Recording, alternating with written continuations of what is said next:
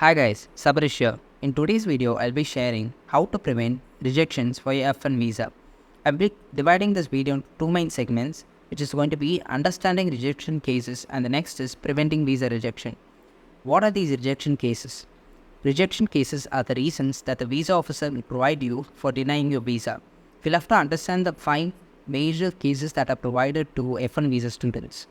And then in the second part of the video, I'll be explaining how to prevent these kind of rejections. Let's dive into the first segment of the video, the rejection cases. These here are the 5 different codes that are provided in an yellow slip when a visa officer denies your visa. Out of these, 221G and 214B are the codes that are predominantly given for F1 visa students for the denial. I'll be explaining all these cases and what they represent. First is the 221G. Incomplete application or supporting documents. 214B, visa qualifications and immigrant intent. 212A4, public charge. 212A6CI, fraud and misrepresentation. 212A9BI, unlawful presence in the US.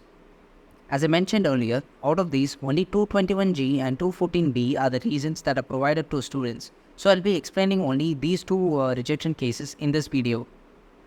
Let's get into the first one, 221G.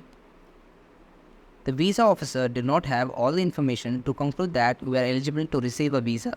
The two main reasons to why the visa officer might provide you this rejection case is, the first is, further documents required. You are informed to provide the document and the means for sending it. Let's take an example. If you provide an information to the officer that you are working in an internship for 3 months at a company X in your hometown, you'll have to provide a document related to that. And if you are not having the document at that instant, the visa officer will ask you to send that document through email or to submit it at a location. The next reason is administrative processing. The officer wants to verify the information you share and thus it undergoes additional checks. Let's take an example here. Let's say that you have your close relative in the US and you inform the officer that you are not having any close relatives in the US. And if the officer finds anything suspicious, they can undergo additional checks by holding your passport. And why this case? There are many reasons to why the officer might provide your passport in administrative processing. The first is document requires clarification.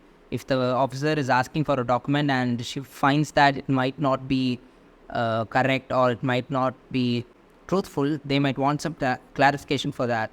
The next is check on background or the program of study.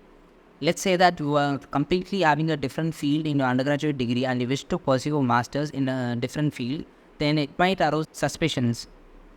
The next is verification of financial resources. Now we move to the 214B rejection case. You didn't assure the visa officer that you are applying for F-1 visa for non-immigrant visa category.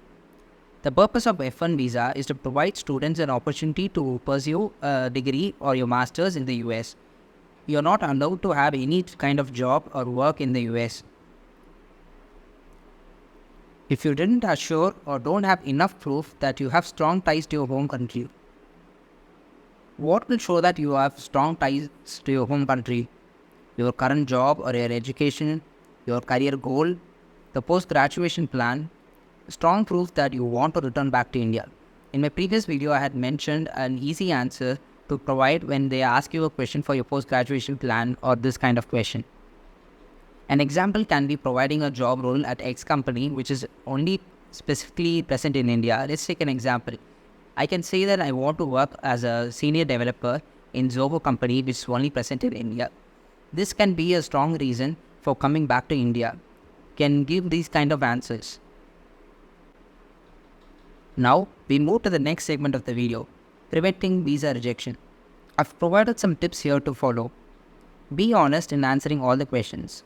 Have proof for what you say. Only in rare cases do they ask any documents, but have those documents in hand. Example are admits, internship experience and the various backlogs that you might have in your undergrad. Have proof for all those.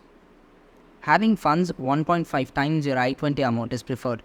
This is one of the myths that I found that many consulting agencies are mentioning But I've seen an interview where the visa officer says that having just the amount that is mentioned in your I-20 is more than enough.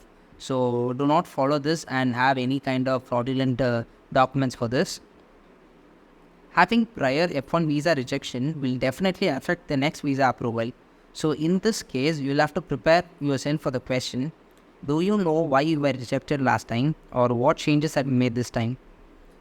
I've created a possible answer for this question, so you can refer this in case you have had a previous rejection. A change in your finance, like from loan you have changed to family funds, or from family funds you have got a loan, education loan. Improved speaking skill.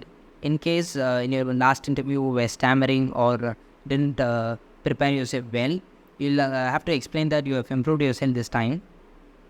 Change in specialization based on your desired post-graduation plan or vice versa. Better reasoning for choosing area of study. I hope this video helps. Thank you.